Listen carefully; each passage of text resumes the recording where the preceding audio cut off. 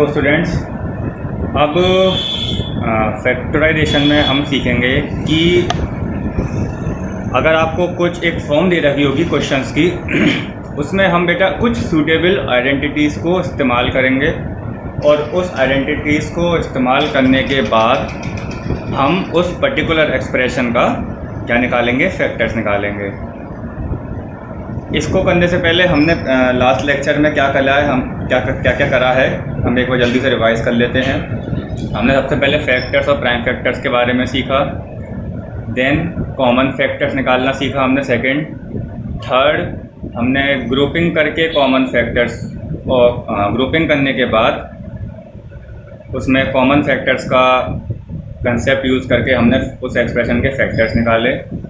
ठीक, अब third part हम सीखते हैं कि हम फैक्टराइजेशन यूजिंग सुटेबल आइडेंटिटीज़ से इसको आइडेंटिटीज़ को यूज़ करके हम कैसे एक पर्टिकुलर एक्सप्रेशन का फैक्टर्स निकाल सकते हैं। तो इसके तो बेटा बहुत आसान है ये, बस इसमें पहचान करना ज़रूरी है कि जब आपको कोई एक्सप्रेशन दे रखी हो तो वो एक्सप्रेशन किस आइडेंटिटी को फॉलो करेगी, हमें बस ये पहचान करनी है। तो वो कैसे पहचान होती है, चलिए पहले समझते हैं। कुछ आइडेंटिटीज़ को हम देखते हैं। जैसे पहली आइडेंटिटी आपके पास है a plus B to the whole square. Means a कोई वैल्यू होगी, कोई टर्म होगा, और b कोई टर्म होगा। ठीक है, ये दोनों आपस में ऐड करके लिखे होंगे और इस पूरे का क्या होगा, होल स्क्वायर। तो आपको मालूम है कि अगर 6 का होल स्क्वायर दे रखा हो तो हम इसको किस तरीके से लिखते हैं। आप बड़े आसानी से बताओगे कि सर हम इसको 6 × 6 करके लिखते हैं। ठीक है, अगर 6a का होल स्क्वायर दे रखा हो तो कैसे लिखेंगे सर, ये भी आसान है, 6 × 6 × a जो हो जाएगा 36a to the whole square. ठीक, ऐसे ही अगर आपके पास दे रखा हो a प्लस बी का होल स्क्वायर तो आप इसको कैसे लिखोगे। आप ऐसे ही करोगे कि सर ये दो टर्म से मिलके बनता है, ऐसे। ठीक, तो हम इसको समझते हैं कि इसकी एक पर्टिकुलर फॉर्म क्या बनेगी। मैं a प्लस बी का होल स्क्वायर कैसे लिख सकता हूँ, a प्लस बी और a प्लस बी, यही लिख सकता हूँ। ऐसे ही होती है a प्लस बी का होल स्क्वायर।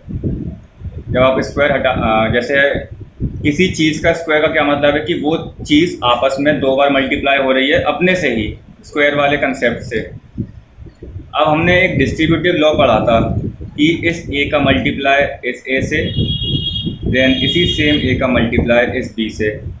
तो a × a plus a × b, फिर प्लस b का मल्टीप्लाई a से प्लस b × a, फिर देन b का मल्टीप्लाई b से। ठीक, तो यहाँ से हमें रिक्वायर्ड क्या मिला, a² plus ab plus ab या ba एक ही बात है, प्लस b²। ठीक है, ab प्लस ab मिलके क्या बन गए, 2ab। क्यों, क्योंकि आप देख रहे हो यहाँ पे a की पावर भी 1 है, b की पावर भी 1 है, इधर a की पावर 1 है और b की पावर भी क्या है, 1 है। मीन्स दोनों क्या है, सेम है। या अगर किसी को समझ में ना आए तो एक ऐसे मान के चल लो कि अगर मैं ab को 1 मान लूँ, ab को सपोज करो मैं 1 मान लूँ, तो यहाँ पे अगर मैं 1 मैंने माना तो 1 + 1 क्या हो जाएगा, आप कहोगे सर 2 होगा। ठीक है, 1 + 1 क्या होगा, 2। और मैंने ab को रिप्लेस किससे करा है, 1 से। That means ab plus ab क्या हो जाएगा, 2ab। ठीक, 2ab प्लस b²। ओके, या 1 ना मान के आप मान के चल लो, अगर ab को आप एक काव मान लो, काव, तो काव प्लस काव इक्वल टू कितनी हो जाएंगी, 2 काव। ठीक है, काव को आपने क्या इमेजिन करा था, ab, यहाँ पे ऐसे रिप्लेस कर दो। लेकिन ये ऐड कब होती हैं? जब इनके दोनों की क्या सेम हो? पावर सेम हो।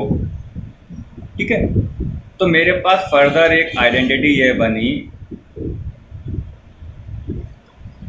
a प्लस बी का whole square is equal to a का whole square plus 2ab plus B square, या a square plus 2ab plus B square.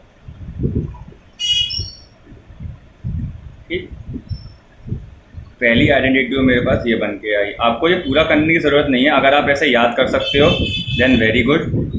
अगर नहीं हो पा रहा है याद तो मैंने इस तरीके से आपको समझाया है। ठीक है, ऐसे ही हमारे पास एक दूसरी आइडेंटिटी होती है कि a माइनस बी का होल स्क्वायर। इसकी क्या आइडेंटिटी बन के आती है देखते हैं। इसको मैं लिख सकता हूँ a minus B, a minus B. ठीक है, वही सेम a का मल्टीप्लाई a से, देन a का मल्टीप्लाई माइनस बी से, a into A, then a into minus B, फिर माइनस बी इंटू ए, और minus into minus B into minus B plus B into B. ठीक, a into A, A का square, minus A B, minus B है या A B एक ही बात है, plus B to the whole square. यहाँ से मेरे पास ये बनी identity A square minus 2ab plus B square. ठीक है, ये थी मेरे पास सेकंड आइडेंटिटी। ठीक है, मीन्स क्वेश्चन में क्या होगा, आपको इस फॉर्म में क्वेश्चन दे रखा होगा, ऐसी फॉर्म में आपको इमेजिन करना है कि वहाँ से मैं ए और बी की ऐसी कौन सी वैल्यू निकालूं जिससे मेरे पास ऐसे फैक्टर्स बन जाएं। ठीक है, यही सेम प्रोसेस बेटा ना क्लास 9th में आपको हेल्प करेगा फैक्टर्स निकालने के लिए। अब हमारे पास है तीसरी आइडेंटिटी। आइडेंटिटी नंबर 3 है the difference of two squares, मतलब a to the whole square minus b to the whole square, a square minus b square. हम इसको लिखते हैं a प्लस बी और a माइनस बी। ठीक है, यहाँ पे कोई टर्म होगा, उसका आपको होल स्क्वायर दे रखा होगा। ठीक, तो आप उसको कैसे लिखोगे, इन दो का एडिशन और इन दो का सब्ट्रैक्शन। ठीक, आई थिंक ये 3 आइडेंटिटी आसान थी। अब इसी के बेस पे हम कुछ क्वेश्चंस को सॉल्व करेंगे। ओके।